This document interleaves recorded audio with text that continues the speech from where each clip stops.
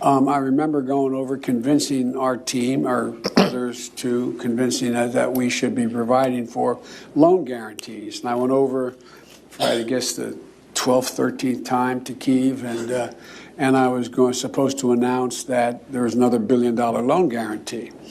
And I had gotten a commitment from Poroshenko and from Yatsenyuk that they would take action against the state prosecutor, and they didn't.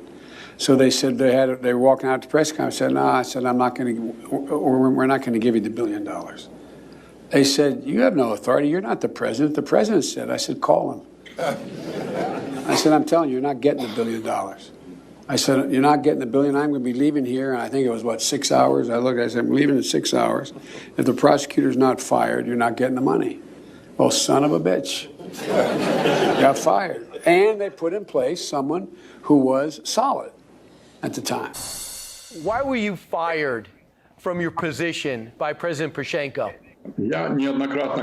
I have said repeatedly in my previous interviews that Poroshenko fired me at the insistence of the then Vice President Biden because I was investigating Burisma.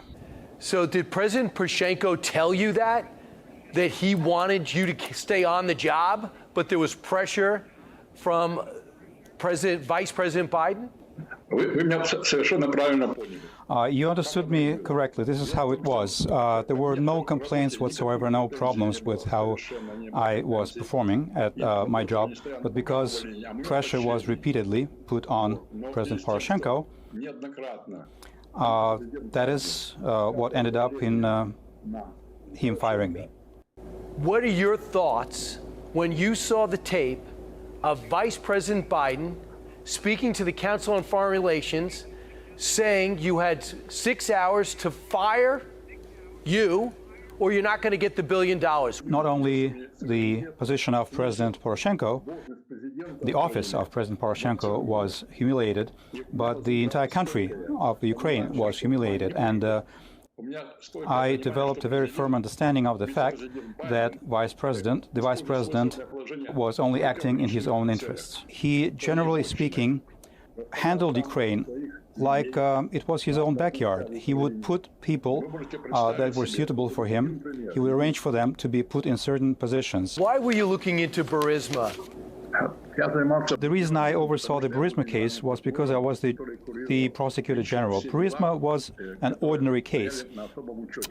There wasn't anything particularly different about it. The reason that I was handling it was because it deserved a special mention. It was on a list of cases to merit special attention, because Hunter Biden was involved with Burisma, and of course his father, the Vice President Biden at the time, oversaw Ukraine affairs for the White House.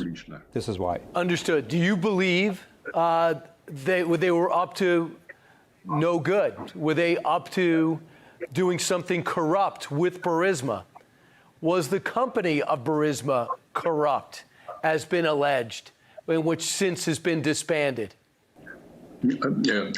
I have no doubt that there were illegal activities engaged in by Burisma. As a matter of fact, the criminal case had been started before me.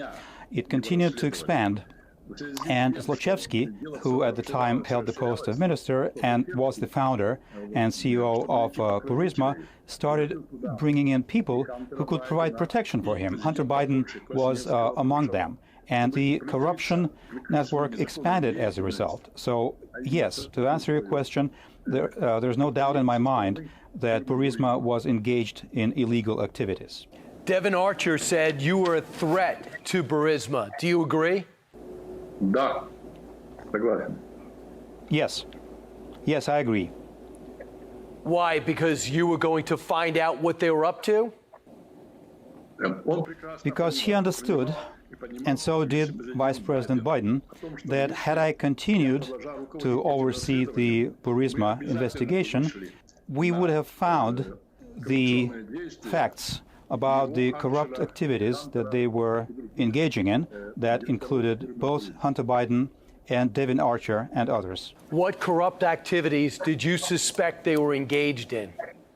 It would take half a day for me to discuss every single count, but I can say that Burisma illegally produced, sold, and utilized gas. Zlochevsky, the founder of Burisma, recently made a plea deal with the prosecution in a case where he was accused of giving a $6 million bribe, which is the kind of money that you don't just give away if you're not really engaging in anything illegal. So his plea deal was to cover up a $6 million bribe that he gave earlier. Do you believe that Joe Biden or Hunter Biden got bribes? I do not want to deal in unproven facts, but my firm personal conviction is that, yes, this was the case. They were being bribed. The fact that Joe Biden gave away $1 billion in U.S. money in exchange for my dismissal, my firing, isn't that alone a case of corruption? The New York Times writes, on this year's offense, Shokin became a symbol of Ukraine's deeply ingrained culture of corruption. Wall Street Journal, something similar. Washington Post, something similar. What do you say to people who say it's you that are corrupt and that Joe Biden did the right thing making sure you were fired? I would appreciate if any of these highly respectable publications could come up with a single instance or a single example of my personal corruption or any offense whatsoever allegedly committed by me. Why don't you sue then? Why don't you sue these publications for defamation?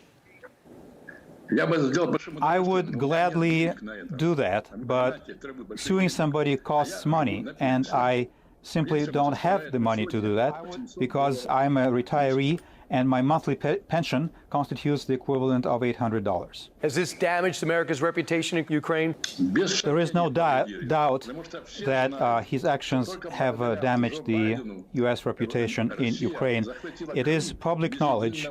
Everybody knows that it was because of Joe Biden's actions that Russia was able to claim Crimea without firing a single shot, which of course eventually led to a full-scale war that is currently underway. And I do talk about this in my book.